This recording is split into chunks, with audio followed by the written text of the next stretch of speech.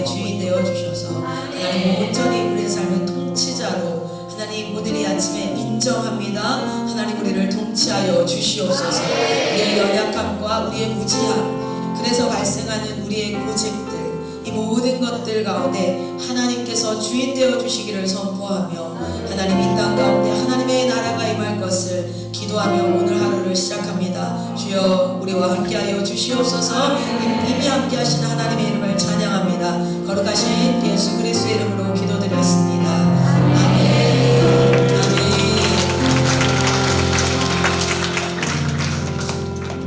네, 우리 사도신경으로 우리의 신앙을 고백합니다. 나는 전능하신 아버지 하나님 천체 창조주를 믿습니다. 나는 그의 유일하신 아들 우리 주 예수 그리스도를 믿습니다. 그는 성령으로 잉태되어 동정녀 마리아에게서 나시고 본디오 빌라도에게 고난을 받아 십자가에 못 박혀 죽으시고 장사된 지 사흘 만에 죽은 자 가운데서 다시 살아나셨으며 하늘에 오르시어 전능하신 아버지 하나님 우편에 앉아 계시다가 거기로부터 살아있는 자와 죽은 자를 심판하러 오십니다. 나는 성령을 믿으며 거룩한 공교회와 성도의 교제와 죄를 용서받는 것과 몸의 부활과 영생을 믿습니다. 아멘. 아멘. 우리 자리에 앉도록 하겠습니다.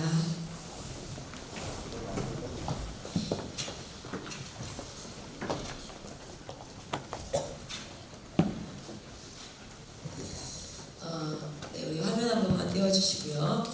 우리가 이번 주 월요일부터 해서 새 단어를 같이 보고 있었어요. 그 새 단어가 뭐였냐면 거룩과 정결과 부정이라는 이 새 단어를 보고 있었습니다. 여러분, 거룩은 우리 인간이 가진 속성이 아니라 하나님이 가진 속성이었어요. 하나님이 가진 속성. 그래서 그 거룩은 우리가 소유할 수 있는 것이 아니라, 그러나 그 거룩을 소유하기를 갈망하시죠. 할렐루야. 네, 저도 그래요. 그러나 그 거룩은 우리가 스스로 소유할 수 있는 것이 아니라 그 거룩한 속성을 소유하신 하나님과 동행할 때 우리는 그 거룩의 속성을 누리게 되는 줄 믿습니다. 그래서 우리가 내가 소유했다라고 생각을 하면 내 것이지요. 그리고 내가 가는 어디에서든지 내가 원하는 때에 원하는 방식으로 사용할 수 있다라고 생각하지만 이것이 내 소유는 아니야. 내가 지금 쓰고 있다 할지라도 이것은 다른 사람의 소유야 라고 안다면, 그러면 우리가 더 중요한 건 내가 그것을 소유하고 있는 사람과 함께 하는 게 더 중요하겠죠. 우리가 신앙생활을 할 때 우리는 기도를 통해서 능력을 소유하려고 해요. 우리는 기도 생활을 통해서, 신앙생활을 하면서 기도 생활을 통해서, 또는 내가 어떤 거룩한 행동과 행위와 이런 것들을 통해서 하나님의 것을 내 것으로 소유하려고 해요. 그런데 소유할 수 없고 그것을 소유하고 계시는 주인 대신 그 주권을 가지고 있는 그 하나님과 동행할 때 우리가 그것을 마음껏 사용하는 거예요. 예전에 이런 예화를 제가 들어본 적이 있어요. 어떤 목사님이 얘기를 하시는데 교회가 주차장이 없었대요. 그런데 그 교회 옆에 식당이 있었나요? 하여튼 굉장히 큰 주차할 만한 공간이 있었대요. 그래서 그 주인에게 가서 어차피 사용을 잘 하지 않으니 교회가 주일마다 사람들이 많이 온다. 이 주차장을 사용해도 되겠느냐? 기꺼이 그렇게 사용하라고. 기꺼이 그렇게 사용하라고. 그래서 그거를 이제 계속 사용을 했죠. 그런데 아주 특이한 조항이 하나 있었어. 돈을 내는 것도 아니에요. 특이한 그 조항이 뭐였냐면 1년에 한 주, 1년에 한 번은 절대 거기를 사용할 수 없어요. 이거 뭐 주인이니까 그렇게 할 수 있잖아요. 그렇죠? 그리고 뭐 필요한가 보다 생각을 한 거야. 그리고 그 한 주가 된 거예요. 그래서 이제 주차를 하지 못해서 막 두고 오기도 하고 막 주변에 막 이제 차들을 막 대고 이렇게 했지 않겠어요? 그런데 보니까 주차장이 그 주에 텅텅 비어 있어요. 그냥 정말 안 쓰는 거예요. 그래서 뭐 다른 이유가 있겠지. 그리고 나서 그 다음 해가 됐는데 또 그 주가 됐어요. 잘 사용하다가. 그런데 그 주가 됐는데 또 텅텅 비어 있는 거야. 이상한 거예요. 그래서 그 목사님이 가서 저희는 다른 데 사용하시는 줄 알고 그랬는데 안 쓰시나 봐요. 그러니까 네. 그럼 저희가 그냥 그때 쓰면 안 될까요? 안 돼요. 왜요? 제가 이 주차장의 주인이라는 것을 알려주려고요. 네가 원할 때 언제든 쓸 수 있는 게 아니라 이건 내가 허락해야지만 네가 쓸 수 있어 라는 것을 알려드리려고요. 전 사실 이 주차장을 쓸 필요가 없습니다. 그런데 이 주차장의 주인이 누군지는 알려주려고요. 그리고 내가 언제든 원치 않으면 여러분이 쓸 수 없다는 것을 알게 하려고요. 말도 안 되고 이해가 안 되는 상황인 것 같지만 오늘 한번 잘 묵상해 보세요. 잘 묵상해 보세요. 뭘 사실은 반대로 뭘 나타내고 있냐면 우리는 그걸 마음껏 사용하다 보면 마치 그것이 내 것이라고 착각해서 내 것처럼 쓰게 되어지는 습성이 있어요. 그래서 그 주인이 진짜 주인이 누구인지를 잊어버려요. 그리고 내가 계속 썼으니까 내 것처럼. 그래서 주인의식이 어디에 있느냐. 여러분 거룩을 우리에게 주셔서 나의 소유로 말씀하지 않으시고 거룩은 하나님의 소유다, 하나님의 속성이다 라고 말하고 있어요. 그런데 그것을 마음껏 그와 동행하는 자들은 거룩의 유익들을 누립니다.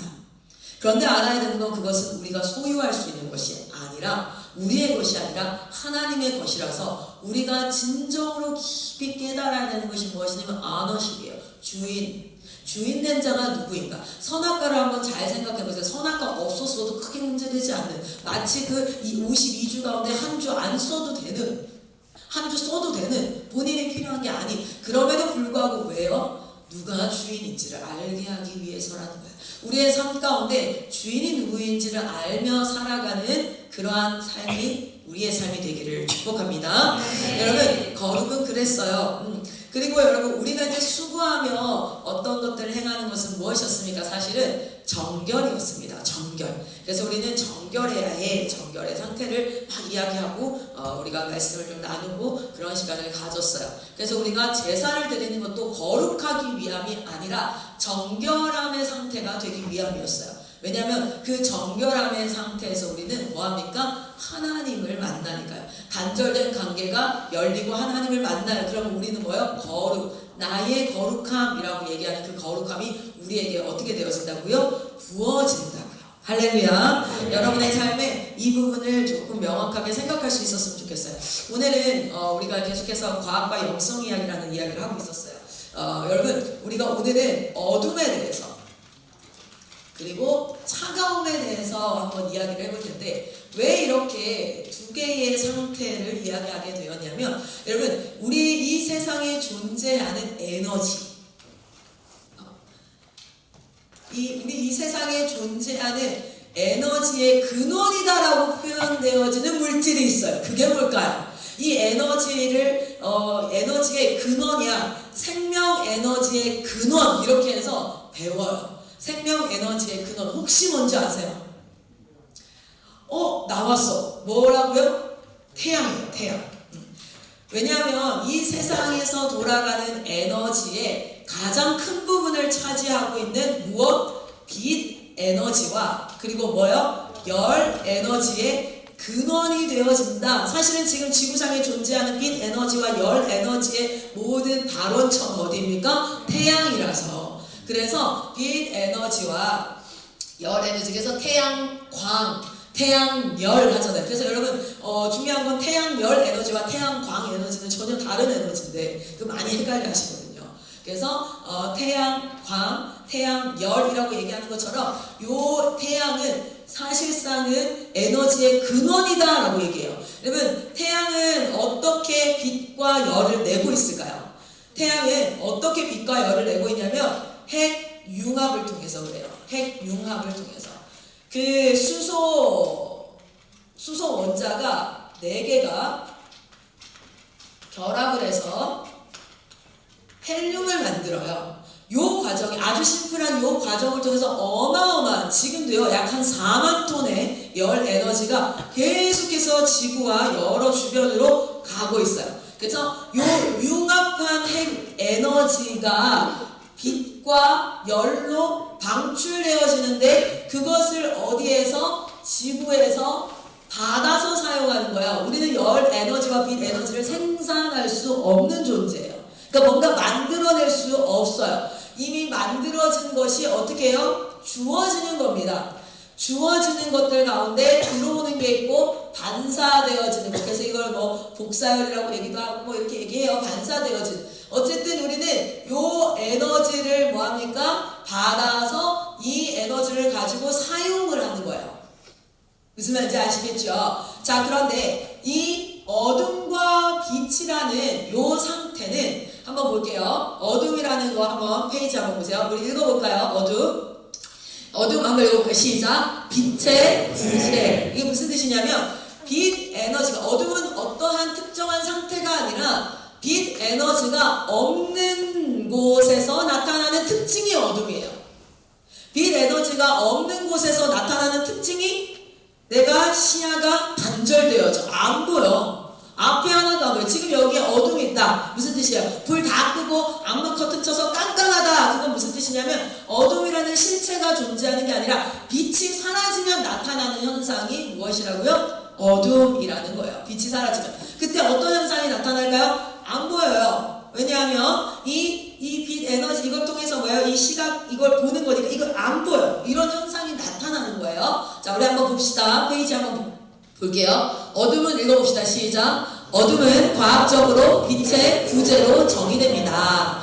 빛은 전자기파의 한 형태로 광자가 이동하며 에너지를 전달합니다. 어둠은 이 빛의 에너지가 존재하지 않거나 매우 적은 상태를 말합니다. 여러분, 어둠이라는 것은 어떤 특정한 상태가 아니라 빛 에너지가 존재하지 않을 때 나타나는 현상이라는 거예요. 그래서 실제로 어둠이 점점 깊어진다라고 표현을 하기도 하고, 그 밑에 어둠 자체는 한번 읽어봅시다. 시작.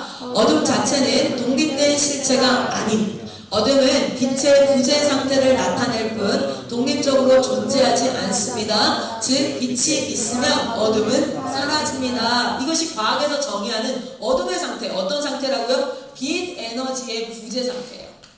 빛 에너지가 없을 때 우리는 어둠이라고 표현을 한다는 거예요. 자, 그러면 차가움, 열 에너지의 부재. 차가움이라는 건 실제 무엇에? 열 에너지의 부재가 무엇을요? 차가움을 나타낸다. 한번 읽어봅시다. 시작. 차가움은 과학적으로 열 에너지의 부재 혹은 감소로 정의됩니다. 온도는 물질 내의 입자들이 얼마나 활발히 움직이는지를 나타내는 척도입니다. 자, 이게 무슨 뜻이냐면요. 우리가 열 에너지가 많으면요. 열 에너지가 많으면 에너지가 많잖아요. 그러니까 거기에 원래 이렇게 입자들이 입자가 이렇게 있어요. 근데 온도가 높아진다, 열 에너지가 많아진다는 건 에너지가 있기 때문에 움직임이 굉장히 활발해진다라는 걸 나타내요.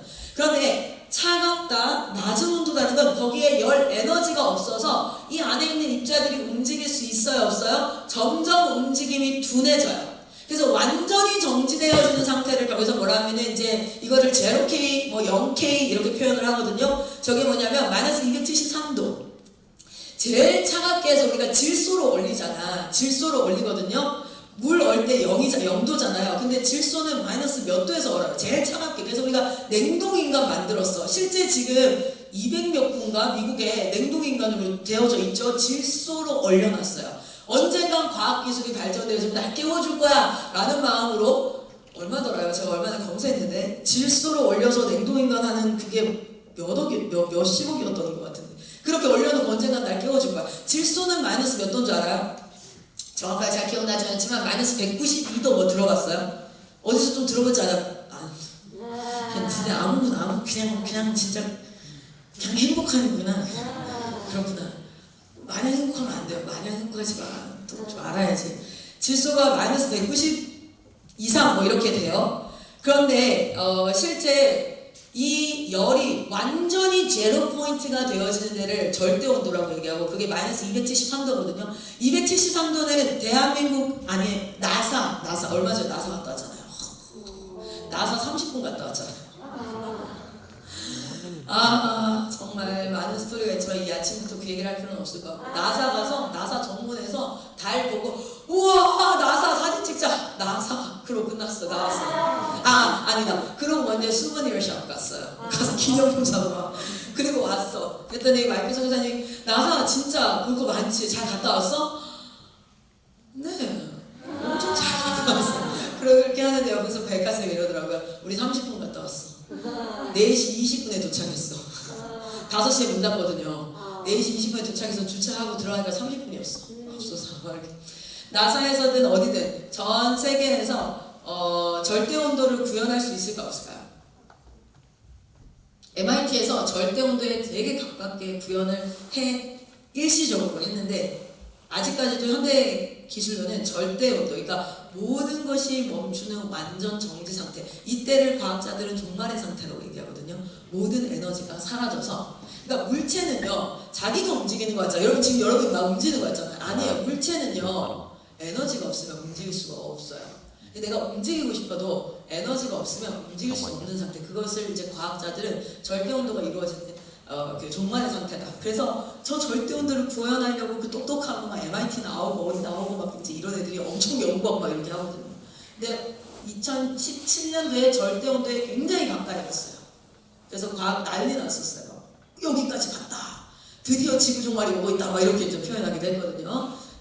모르겠어요 그건지. 어쨌든 우리 이제 이렇게 얘기하는데, 차가움은 뭐라고요? 열의 부재. 그런데 인간은요 빛을 완전히 없애지도 못해요. 빛을 만들어내지도 못해요.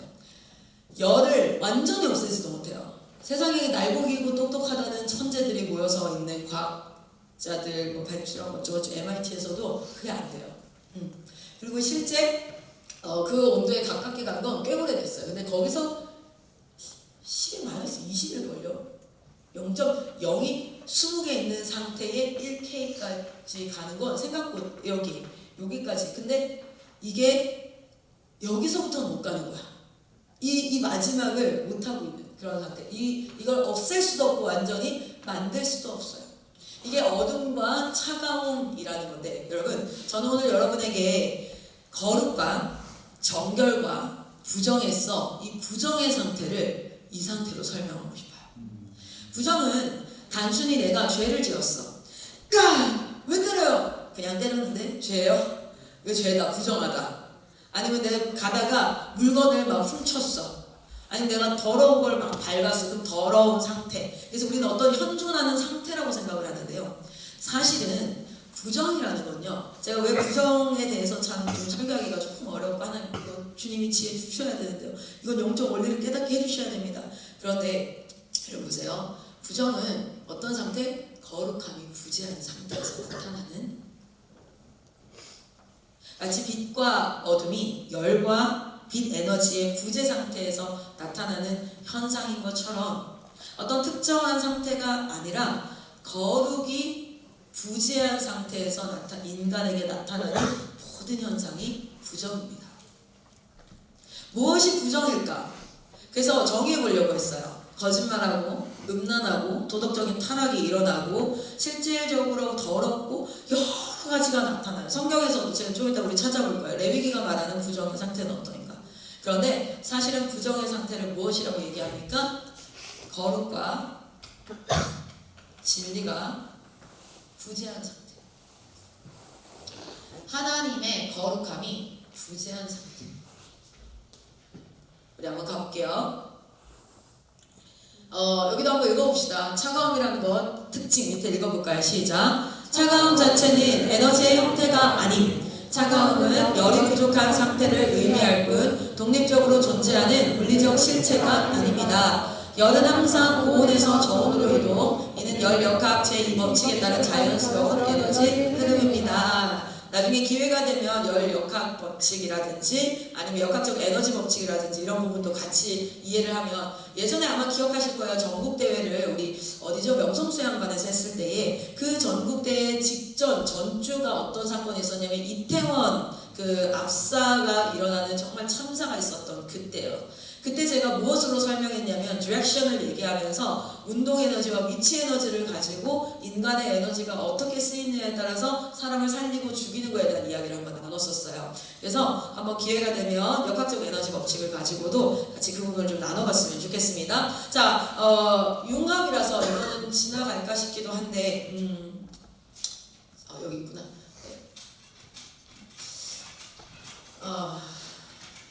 이건 제가 좀 기회 되면요, 이거 한번 설명드릴게요.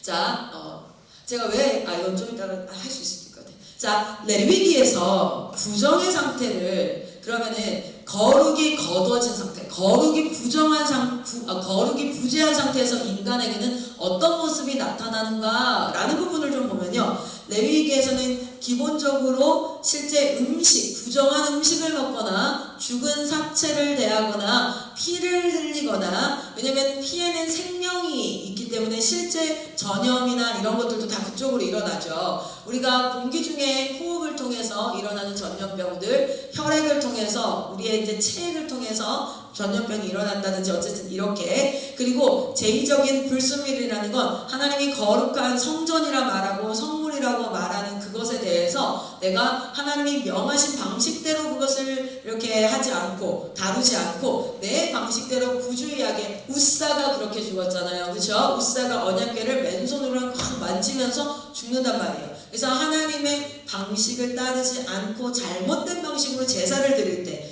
그래서 아론의 아들들 둘이가 죽었어요. 왜 죽었죠?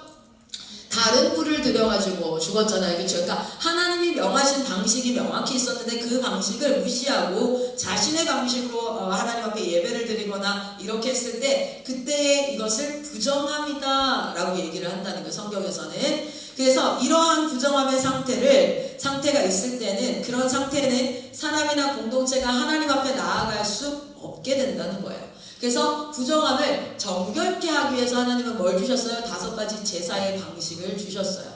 근데 우리는요, 이렇게 예배 드리면서도요, 자기가 정결한 상태인가를 점검하지 않고 예배 자리에 앉아요. 그리고 나서 뭐 하는 줄 아세요? 하나님 못 만난다 이거예요.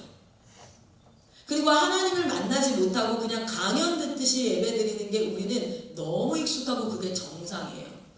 여러분, 오늘 이 시간에 하나님 만나시기를 소망합니다.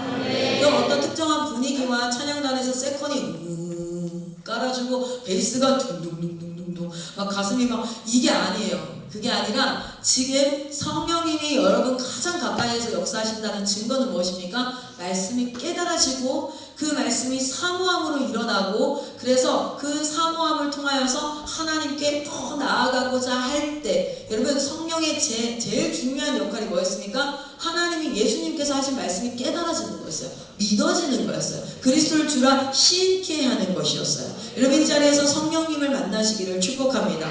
여러분 드라마 보다가도요, 영화를 보다가 어떤 일정한 상황 가운데서도 성령의 깨달음이 있을 수 있어요. 말씀이 떠오르면서 그 말씀이 깨달으고, 그렇게 하나님께서 여러분에게 역사하세요. 할렐루야. 그러나 오늘날 그리스도의 삶은 성령님과 만남을 가지지 않는 상태로 예배 드리는 것이 마치 정상이라고 생각을 하는 거예요.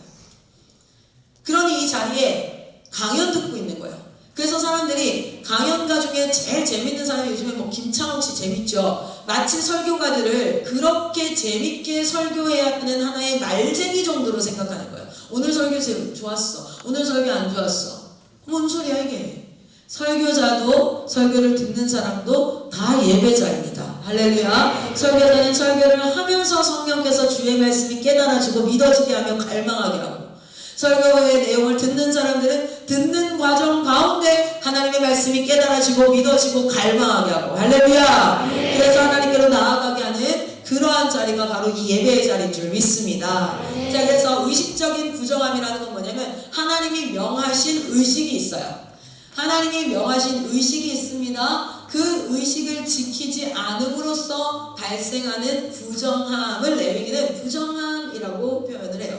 두 번째는 도덕적 부정함을 레위기는 말하고 있습니다. 한번 같이 읽어보겠습니다. 시작. 도덕적 부정함은 죄와 관련된 상태입니다. 거짓말, 도둑질, 간음, 우상 숭배 등의 행동은 영적 부정함으로 간주되었습니다. 이는 하나님과의 관계를 손상시키는 죄로 인해 나타나는 부정함입니다. 도덕적 부정함은 단순히 외적인 의식으로 해결되지 않으며 회개와 하나님의 용서가 필요합니다. 그렇습니다.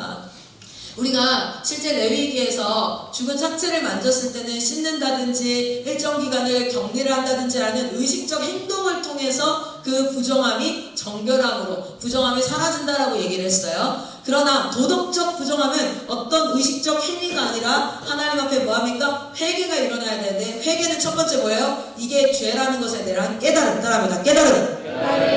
그리고 그 죄에 대한 인정. 따라합니다. 인정. 여러분 깨닫고 인정하는 것. 여러분 그래서 제가 제 아들에게 사과를 가르칠 때 미안합니다는 사과가 아닙니다. 죄송합니다는 사과가 아닙니다. 반드시 이 사과는 반쪽, 아니 반의 반쪽짜리도 안 되는 사과예요. 미안하고 죄송하다고 얘기하는데도 여러분 마음이 풀려요, 안 풀려요? 여러분 진정인 사과는 뭐냐면 자기가 뭐를 잘못해서 그 잘못으로 인한 결과가 상대에게 어떻게 미쳤는지를 입으로 시인하는 거로부터 시작을 해요. 그게 사과의 시작이에요. 깨닫고 인정해야 돼요. 내가 이렇게 말을 해서 너가 이런 생각이 들 수 있었겠구나 라는 내 행동에 대한 깨달음과 그것이 이 사람에게 미친 영향에 대한 인정까지도 사과의 내용에 포함되어져 있어야 돼요. 그게 사과예요. 사과. 그냥 미안해요, 죄송해요. 뭐가 미안한데? 똑같은 그 행동을 나중에 계속 반복할 거라면 뭐가 미안한데? 왜 사과하는데? 왜요? 지금 상황을 모면하려고. 그런 거 아니겠어요? 회개는 깨달음과 인정이 있어야 돼요. 깨닫고 인정하려면 뭐야? 이게 잘못됐다. 왜 잘못됐어? 그걸 말할 수 있어야 돼. 왜 잘못됐어? 하나님이 이렇게 말씀하시는데 내가 이렇게 했기 때문에 잘못된 거야. 명확하게 잘못을 깨닫고 인정할 수 있어야 돼요. 그리고 그것에 대해서 뭐 해야 됩니까? 사과, 뭐예요? 그것을 표현하고 책임지는 행동을 가질 수 있을 때 그때 그것이 진정한 사과이자 회개라고 말할 수 있죠. 그래서 우리가 하나님 앞에 그리스도인들이 우리가 꼭 기억해야 될 건 그냥 하나님 죄송해요 눈물 찔찔 흘리고 잘못했어요 아니에요. 뭘 잘못했는데 왜 그게 잘못인데 똑같은 그 상황이 발생하면 넌 앞으로 어떻게 행동할 건데 라는 것에 대한 시인과 고백과 그리고 실제 물질적 손해가 있었다면 여러분 어떻게 해야 됩니까? 다 갚을 수는 없을지 몰라요. 누군가 팔을 부러뜨렸어. 그걸 그 전 상태로 바꿀 수는 없을지 몰라요. 그러나 뭐 해야 됩니까? 그 일에 대해서 최선을 다해서 내가 할 수 있는 최선으로 가장 최고의 선함으로 뭐 해야 돼요? 그것을 보상하려고 노력해야 돼요. 책임지려 노력해야 돼요. 반드시. 어쨌든 봅시다. 단순히 외적인 의식이 아니라 회개함과 그 회개함을 가지고 하나님 앞으로 나아가서 하나님의 용서를 받는 것까지 할렐루야. 그냥 내가 고백하면 끝났어 용서하셨어 아니요. 그 용서함을 하나님 앞에 받는 것까지 더 입는 것까지 나아가야 될 줄 믿습니다. 자 우리 한번 볼게요. 말씀으로 봅시다. 이사야서 1장 16절에서 17절 같이 한번 읽어보겠습니다. 시작. 너희는 씻어라 스스로 정결하게 하여라 내가 보는 앞에서 너희의 악한 행실을 버려라 악한 일을 그치고 옳은 일을 하는 것을 배워라 정의를 찾아라 억압받는 사람을 도와주어라 고아의 송사를 변호하여 주고 과부의 송사를 변론하여 주어라. 아멘. 단순히 회개를 뭐라 그래요? 씻어라 정결하게 되라 라고 얘기하지 않죠. 내가 보는 앞에서 너희 행실을 버려라 그 일을 그쳐라. 그리고 나서 똑같은 상황이 너에게 왔을 때 너는 어떻게 할지를 반드시 알아야 돼요. 그리고 그것을 내 입술로 고백할 수 있어야 돼요. 그게 뭡니까? 옳은 일을 행하라. 여러분 우리가 성경에서 회개 또는 사과를 성경 말씀답게 배우기를 소망합니다. 그냥 미안해하고 허구하고 이렇게 하는 거 아니잖아요. 그렇죠? 그리고 정의를 찾아라. 그것을 넘어서 그 부정함으로 억압받는 자들의 편에서 그들과 함께 뭐 해라? 지금 도와주고 변론하고 함께 서라. 우리 그리스도인은 그런 사람이 되어야 될 줄 믿습니다. 여러분 공동체 안에서도요 그런 분들 되시기를 축복합니다. 레위기에서 부정함, 의식적 부정함 요거 발 갈라진 거 돼지고기 먹지 말라 그랬는데 먹어. 그 뭐예요? 의식적으로 하나님이 정해놨어요. 그런데 그것을 왜 나갔지? 그것을 뭐 하는 걸 먹어요. 그러면은 그거는 또 다른 의식적 행위로 하나님의 정결함을 입는다고 했어요. 그런데 도덕적 부정함은 회개함과 죄 용서함까지 나아가요. 자, 세 번째는 영적인 부정함을 또 부정으로. 그러니까 거룩하신 하나님께서 내 삶 가운데 떠나면 이것들이 우리의 삶 가운데 현상으로 나타난다는 거죠. 같이 한번 읽어보겠습니다. 시작. 하나님과의 올바른 관계를 벗어난 상태, 즉 우상 숭배나 불순종은 영적 부정함을 초래합니다. 하나님께서 직접 정결하게 하시겠다는 약속이 주어집니다. 아멘. 우리 예수께서 같이 한번 읽어봅시다. 여러분 이 영적인 것은 여러분 우리가 영적인 부정함은 내가 어떤 회개함과 얘기하는 이것을 깨닫고 인지하여 어떻게 해야 돼요? 하나님께로 나와야지만 해결이 되는 문제예요. 내가 어떻게 영의 세계는 여러분 우리는 육이고요. 영의 세계에서는 우리는 열등한 존재가 될 수밖에 없죠. 열등이라고 표현을 해야 될까요? 여러분 사탄도요. 우리가 뭐 맨날 사탄이 어쩌고 저쩌고 하는 그 영적 존재예요. 사실상 영적 전쟁에서 우리는 100점 100패입니다. 사단과 우리가 영적 전쟁을 하면 100점 100패예요. 우리가 어떻게 100점 100승 할 수 있어요? 하나님과 동행할 때예요. 할렐루야. 우리가 여러분 훈련을 받으면 사람들이 착각하는 게 뭔지 아세요? 훈련을 받으면 내가 강해져서 이긴다라고 착각을 해요. 그건 마치 거룩을 내가 소유할 수 있다라고 착각하는 것과 같은 메커니즘이에요. 우리가 강해져가서가 아니라 강한 하나님이 내 곁에서 지략과 이런 것들을 통해서 하나님이 뭐 하십니까? 하나님의 강함으로 우리가 승리하는 것이에요. 할렐루야. 저는 훈련 열심히 받아서 강한 군사가 되고 싶었고요. 멋지고 실력 있는 선교사가 되고 싶었어요. 그런데 제가 해야 될, 힘써야 될 것, 노력해야 될 건 하나님 곁에 머무는 것이었어요. 왜냐면 everything is possible 하더라고요. 하나님 곁에 머물 때.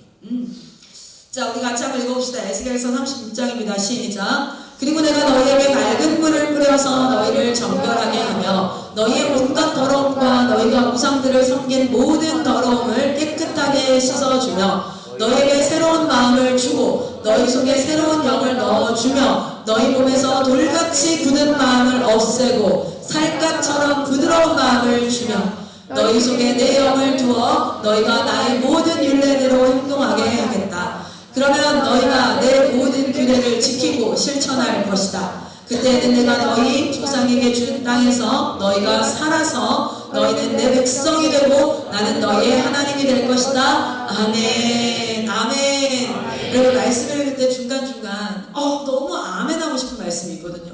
그 뭡니까? 내가 취하고 싶은 말씀. 하나님이 이 말씀 내게 약속으로 주세요. 그 말씀 중에 하나가 또 이 말씀 아니겠습니까? 한 번만 더 읽겠습니다. 우리가 읽을 때에 우리의 뇌에 새겨지고 이 말씀으로 우리를 재창조하실 수 있는 줄 믿습니다. 같이 한번 선포합니다. 그리고 내가 너희에게 맑은 물을 뿌려서 너희를 정결하게 하며 너희의 온갖 더러움과 너희가 우상들을 섬긴 모든 더러움을 깨끗하게 씻어주며 너희에게 새로운 마음을 주고 너희 속에 새로운 영을 넣어주며 너희 몸에서 돌같이 굳은 마음을 없애고 살갗처럼 부드러운 마음을 주며 너희 속에 내 영을 두어 너희가 나의 모든 율례대로 행동하게 하겠다. 그러면 너희가 내 모든 규례를 지키고 실천할 것이다. 그때에는 내가 너희 조상에게 준 땅에서 너희가 살아서 너희는 내 백성이 되고 나는 너희의 하나님이 될 것이다. 아멘. 아멘.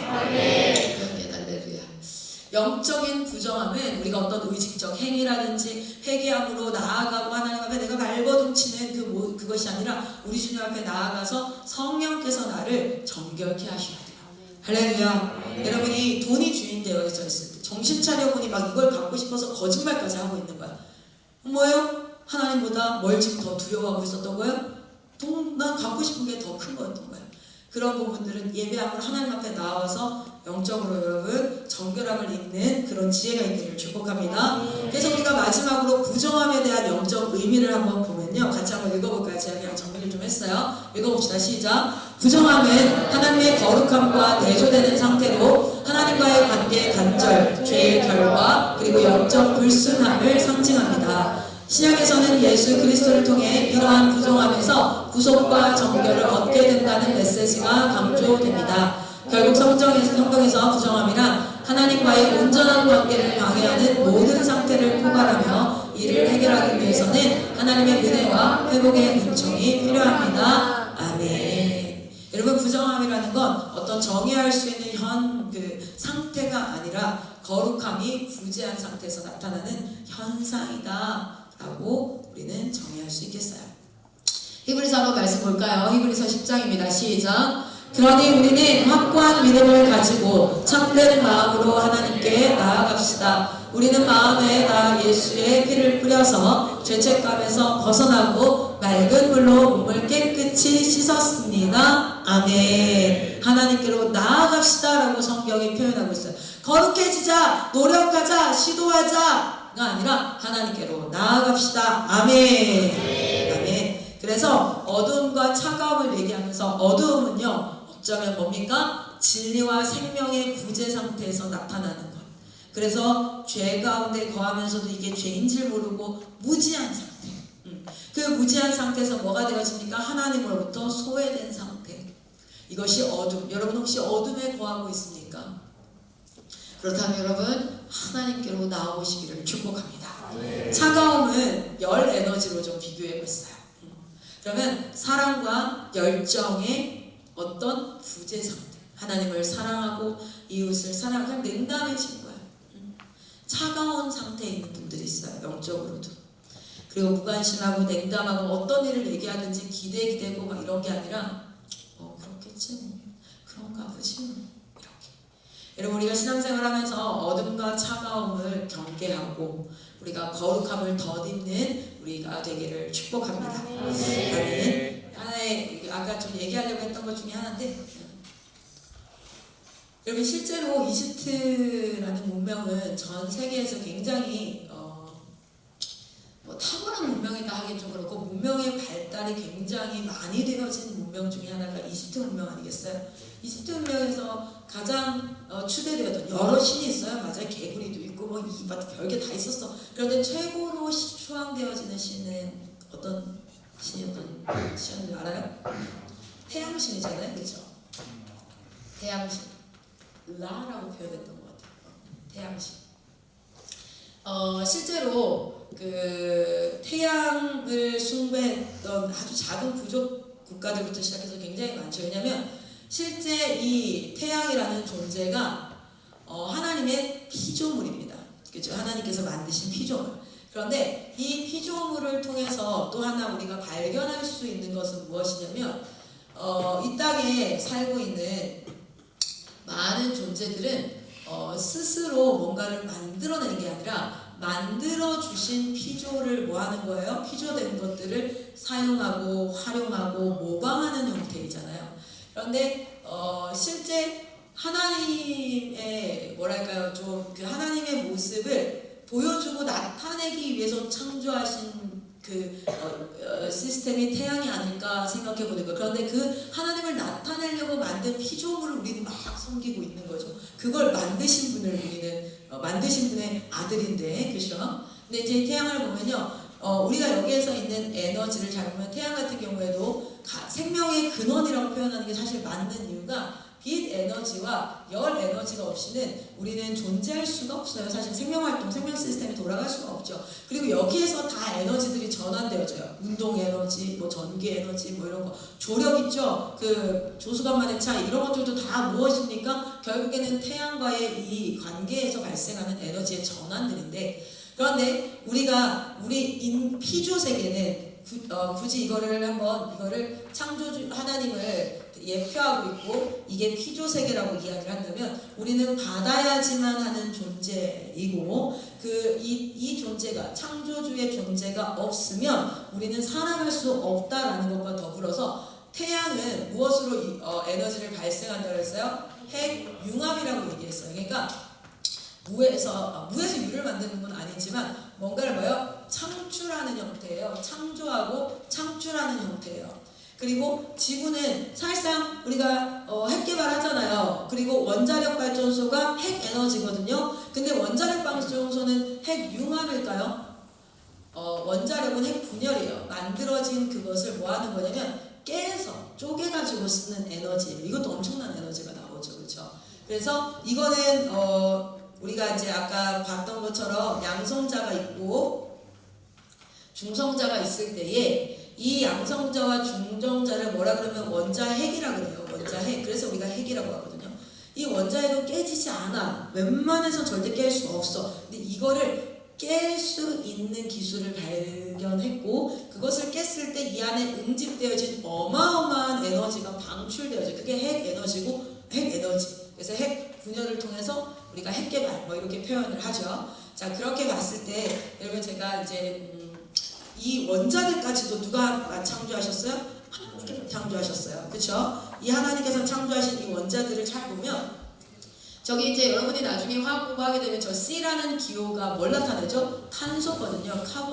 카본인데 탄소인데 숫자가 두 개가 아래 위로 붙어 있어요. 아래 위로 붙어 있는 게 뭐냐면 밑에는 원자 번호예요. 얘가 6번이거든요. 산소는 몇 번이게? 웬만하면 산소는 알아야 되지 않냐? 그치? 산소, 질소, 탄소는 다 알아야 되잖아. 또 이런 거 있죠. 수해, 리배, 붕탄. 6번째. 질산. 산소 몇 번이에요? 8번째예요. 실제 산 8번째예요. 그러면은 플러스 양성자 개수가 몇 개란 뜻이에요?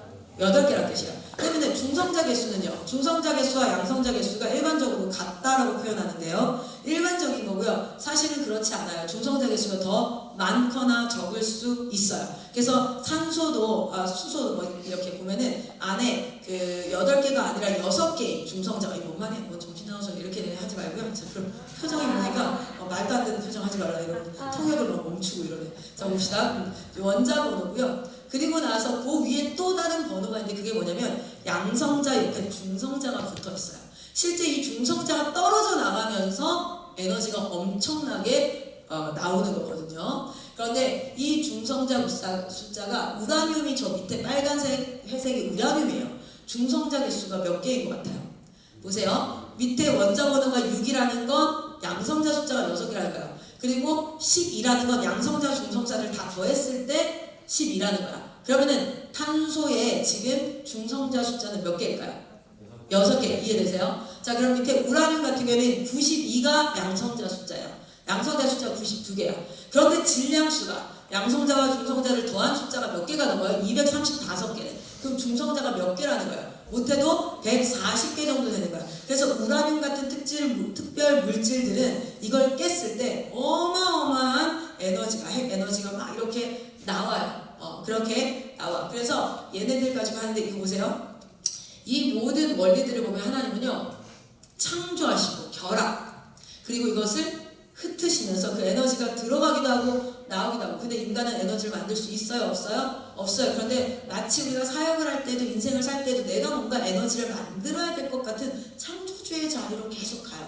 그러니까 너무 고통스럽고 힘든 거예요. 그게 아니라 우리는 어떻게 해야 돼요? 에너지를 받아서 살아야 되는 존재예요. 에너지는 이미 창조되어져 있어요. 그 창조되어진 에너지를 사용하는 법을 배워야 되는 자들이고, 그 에너지가 어디에 있는지를 알아서, 그래서 성경에 이렇게 표현합니다. 생명의 근원이 어디에 있는지를 알아서 그 근원으로 나아가야 돼요. 그래서 성경에 보면 물된 동산이라고 하죠. 뭐라 그러지? 주님 너를 항상 인도하시니 메마른 땅에서도 너를 만족시키리. 너는 물된 동 같겠고 마르지 않는 새 같으니. 이게 무슨 말이에요? 시냇가 옆에 심겨진 나무를 얘기할 때 물을 댄 그 동산에 심겨진 나무라는 거야. 그러니까 우리가 물의 어떤 근원에 연결되지 않으면 우리는 살아갈 수 없는 존재, 몸을 가지고 있지만 에너지가 없으면 움직일 수조차 없는 그런 존재라는 거예요. 그래서 우리가 움직이고 우리가 살아간다는 이 모든 것 자체가 무엇이냐면 하나님이 주신 생명이라는 그 근원 곁에 있다라는 증거라는 거예요. 할렐루야. 여러분, 오늘도 그 생명의 근원에 언저리에서 저기 멀리에서 얼쩡얼쩡하면서 겨우 빛받아가지고 덜덜덜덜 떨면서 겨우 빛받아 살지 마시고, 여러분 생명의 근원 되신 곳에 가까이 나아가시기를 축복합니다. 그런데 여러분 아시죠? 그 태양을 향해서 날아갔던 옛날 그리스 신이 있었잖아요. 기억나요? 그 이름 뭐지? 이카루스. 막 날아가다가 결국에 다 뒤졌어요. 여러분 보세요. 하나님이요, 당신의 거룩함에 가까이 나아보지 말라는 선이 있어요. 그게 말씀입니다. 말씀. 이 선을 지켜야 돼요. 하나님은 사랑이시니까 내가 뭔 짓거리를 해도 다 사랑 아니에요. 그 선을 넘으면 다 죽어요. 하나님의 이 에너지는, 하나님의 이 빛은, 하나님의 영광은, 하나님의 여름, 태양, 여러분 지구가요, 딱 지구선에 있어서 우리가 살 수 있는 거예요. 지금 화성으로 엄청나게 보내겠다고 난리인데 지금 일론 머스크 지금 날렸죠. 진짜 날렸거든요. 깜짝 놀랐어요. 날렸다가 대기권 뚫고 날아가서 어쩌고저쩌고 하다가 다시 이렇게 하여튼 막 했어. 근데 난리인데 여러분 아세요? 너무 가까이 있으면 금성처럼 버글버글 끓어가지고 아무도 못 살아. 뒤로 빠지면 어떻게 될까요? 추워서 못 살아. 딱 어디 선에 있어야 되면 하나님이 있으라는 그 자리에 있어야 돼요. 그래야지 우리가 이렇게 살 수 있어요. 그래서 우리는 막 친밀하게 되면 가까이 가면 막 한도 끝도 없이 하나님 앞에 가까이 가야 될 것 같잖아요. 그렇지 않아요. 하나님이 지어주신 경계 안으로 들어가면 인간의 존재로서 또 살아갈 수 없어요. 다 죽어요. 그래서 여호와의 영광이 임할 때에는 인간이 감히 접근하지도 못했던, 어쩌면 이 인류에서 가장 하나님과 하나님의 친구라는 표현을 듣고 친밀한 표현을 들었던 자가 모세이지 않겠습니까? 그런데 그 모세조차도 여호와의 영광이 출애굽기 마지막 장에 임했을 때는 가까이 나아갈 수가 없었어요. 하나님이 지키는 선이 있어요. 우리는 여러 가지 창조 원리를 통해서 하나님의 일하심을 볼 수 있습니다. 여러분, 오늘 그 하나님의 위대하심 앞에 겸손히 하나님이 설한 그 자리에서 우리 주님을 예배하고 찬양하며 하나님의 거룩함을 누리는 여러분 되시기를 축복합니다. 이 시간 같이 한번 기도하겠습니다.